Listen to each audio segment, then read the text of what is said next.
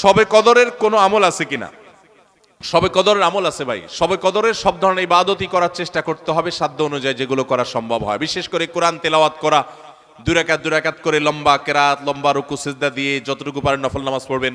বিশেষ পদ্ধতির নামাজ, শবে কদরের নামাজ এত রাকাত, অমুক সূরা এতবার, প্রথম রাকাতে দ্বিতীয় রাকাতে এতবার, এগুলো মন গড়া, এগুলোর কোনো ভিত্তি কোরআন হাদিসে নাই। তবে দুই রাকাত করে যত লম্বা রুকু দিয়ে সিজদা দিয়ে অনেক সময় নিয়ে দুই রাকাত নামাজ 5, 7, 10 মিনিট ধরে যত বেশি সময় ধরে পারেন লম্বা কেরাত রুকুতে নামাজ পড়বেন। এক, তেলাওয়াত বেশি বেশি করবেন, যত সুন্দর করে সম্ভব তেলাওয়াত শুনবেন, শোনাশুনি করবেন, কোরআনকে সময় দিবেন, কোরআন স্টাডি করবেন এই রাতে।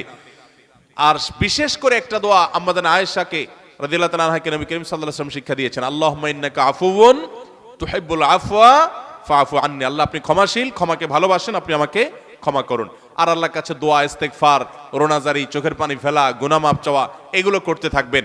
দান সাদেকা করার সুযোগ থাকলে সেটাও করবেন।